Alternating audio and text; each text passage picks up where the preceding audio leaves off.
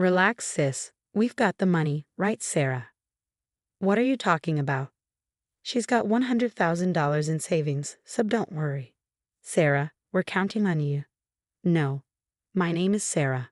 I'm a 34-year-old office worker, and I've been married to my husband, Sean, for 10 years. We had our daughter shortly after we got married, so she'll be turning 10 this year. While I don't have any major complaints about my marriage, I do have some issues, particularly concerning money. My husband has a habit of spending excessively on his hobbies. It's not the amount that's the problem, but the frequency and lack of restraint. I insist that he contribute a minimum amount to the household finances, which covers most of our basic expenses like utilities and food. With the limited amount he provides, I've had to cut back on spending and cover rent, our daughter's school tuition, and save for her future education from my salary. That's where my financial dissatisfaction comes from. Another issue is the housework. Despite both of us working, Sean doesn't contribute to household chores. He often claims that if he does it, it'll take longer, using that as an excuse to avoid it. This has led to me handling all the housework on my own. When our daughter was born, Sean was reluctant to help with her care, fearing he might accidentally hurt her. So I ended up managing most of the parenting responsibilities as well. As I reflected on my marriage, I realized that I was quite dissatisfied with my husband. Despite this, we had been together for 10 years, and our daughter was growing up. I knew it wouldn't be wise to consider divorce, especially with her approaching puberty. I tried to convince myself that no marriage is perfect and that disagreements are part of any relationship. However, a recent event made me reconsider. The catalyst was my sister-in-law. One day, she showed up at my doorstep unexpectedly. Sarah, I'm really sorry, but I need to hide out here for a while. What's going on? I've had some trouble with my husband. Can I stay here for a bit? What happened with Ken? She didn't answer directly and kept avoiding the question. Her vague responses only deepened my concern and made me question everything. I wasn't convinced by her vague explanations, so I decided to wait for my husband to come home from work. He'd arrived around 8 p.m., and after we had put our daughter to bed, we all sat down for a conversation.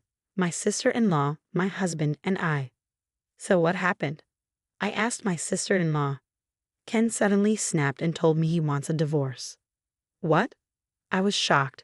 Ken had always seemed like a sincere man, so the idea of him suddenly getting angry and asking for a divorce was surprising. Do you know why Ken got so angry? Why are you asking me that? I just find it hard to believe he gets so upset without a reason, I replied. I noticed my sister-in-law seemed anxious, which only made me more curious. Sarah, why have you been defending Ken all this time? Are you involved with him in some way? Of course not, I said, trying to stay calm. I doubt it, my husband interjected with a laugh. She doesn't have time for that, and besides, she always leaves her phone on the table. Though my husband's defense was meant to reassure me, it only added to my irritation. I was too busy with work, house chores, and raising the kids to have much time for my phone. I rushed to make dinner after work, barely glancing at my phone. In the end, my sister-in-law couldn't provide a clear reason for her husband's behavior, so my husband and I decided to speak with Ken directly. When Ken arrived at our house, my sister-in-law chose to stay away to avoid the awkwardness.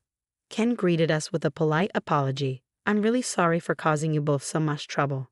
I had always known him to be sincere and level-headed, so his sudden anger was surprising. Ken, why did you ask for a divorce?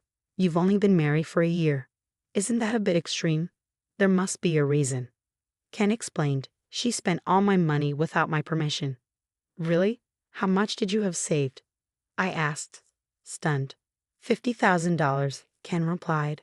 My husband and I exchanged surprised glances. $50,000 in just 1 year. That's roughly $4,100 a month. Considering that Ken had been providing enough money from his income to cover living and other necessary expenses, it was baffling to think of such a large sum being spent. It turned out my sister-in-law had been using the money for her own entertainment.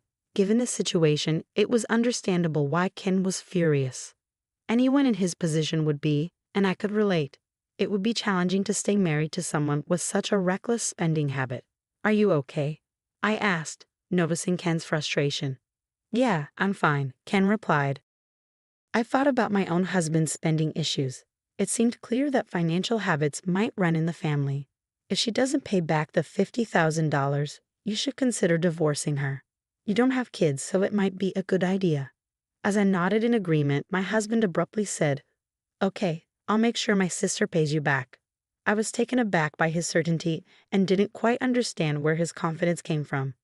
Ken, however, simply said, "I'd appreciate that." With the conversation settled, I decided to observe how things would unfold. After Ken left, my sister-in-law returned home. "What did he say?" I asked her. "He said I spent all his savings, $50,000. Oh, I used it for living expenses." I tried to explain to him, but he didn't understand. But Ken said he had a separate account for living expenses. My sister-in-law snapped. "You don't know anything, so just stay out of it," she added harshly. She had always had a tendency to belittle me. Honestly, I agreed with Ken. If my sister-in-law couldn't manage her finances responsibly, perhaps divorce was the best option. Ken had made it clear he would only forgive her if she paid back the $50,000. "How can I possibly pay that back? I'm just a housewife," she protested. "If you can't pay it back, then don't spend his money," I said firmly. "Well, sis, relax," my husband interjected. "We've got money, right, Sarah?" "What?" "She's got $100,000 in her savings, so don't worry." My sister-in-law's eyes widened with interest. "Sarah, how come you didn't tell me about this sooner?" I was taken aback. "Wait a minute. How did you know about my savings scene?" "That money was something I set aside for my future when I was single. After I got married and had a baby, I intended to use it for our daughter's tuition. I never mentioned it to you. I found out about it when I went to your parents' house," Scene explained. The revelation left me in a state of confusion and frustration. "It was in the second drawer of the closet in your room," Scene said. "You went through my things without my permission? That's unbelievable. We're married, for God's sake. Anyway, your sister-in-law is in trouble, so we need your savings." "What are you talking about? I'm not giving it to you. That money is for our daughter's education. There's no way I'm handing over $100,000 just like that." "You've got $100,000, so give her $50,000. "Huh? Then why don't you pay her instead?" "Whoever has it should pay." "Sarah, please help me. I'm in the middle of a divorce." "That's none of my business. It's all your fault." "That's terrible. You don't love your family. Love for you means money. Then I don't need that kind of family love. If you don't give me $50,000, I'll divorce you," Scene declared, pulling out the divorce papers from the drawer. "Oh, so you've been preparing for this?" "I had them ready in case something happened." "You've got a lot of nerve trying to get your way." "That's exactly what I want to say to you," Scene retorted, filling out the form. "I'm serious. We can divorce at any time." My sister-in-law grinned as she watched the confrontation unfold. "Well, I'll be one of your witnesses," my sister-in-law said, signing the form with a smirk. "You can either pay me $50,000 or get a divorce," she added. I was baffled by how they thought they could intimidate me. I decided to play along and let the moment pass. The next day, I brought my in-laws and Ken to my house. "Why are you here, Ken? And Mom and Dad, what's going on?" I asked. "We heard the whole story," Ken said. "Scene, don't embarrass yourself," his mother advised. "Sarah, I'm truly sorry about my foolish son and daughter," his father said. "Ken, we also owe you an apology," I said. "Why are you apologizing?" My sister-in-law snapped. "Shut up," her mother said sharply. "We went through your room and found a lot of brown bags and jewelry." "How did you find out?" I asked, stunned. "Ken asked me to look into it," she explained. "You've always had a habit of hiding things you bought from us since you were a child.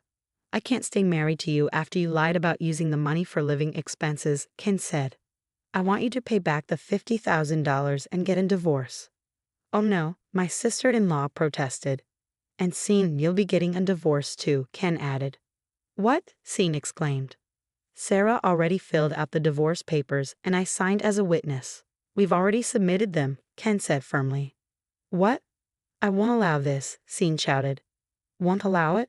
What are you talking about? You threatened divorce and demanded that someone who has nothing to do with this take on the debt. You're disgusting," Ken said angrily. "Sarah is my wife, not your property," he continued. "She's not born into your family. She's a stranger to you. and you should have more respect and care for her." When my parents-in-law confronted my husband with a solid argument, he hung his head, unable to respond. My sister-in-law seemed completely overwhelmed and just stood there silent. Thanks to my parents-in-law's intervention, the conversation went smoothly for both Ken and me, and we were able to finalize the divorce without any issues. My sister-in-law sold as many brand-name goods as she could, managing to pay back about $20,000. The remaining balance was covered by my parents-in-law, and she now has to repay them. Under their supervision, she works from morning till night in an effort to settle her debt. As for my ex-husband, I've requested child support. I heard that he now lives alone in a cheaper apartment, but his salary barely covers the rent, living expenses, and child support. Despite moving to a less expensive place, his habit of spending recklessly means he's always broke and has no savings.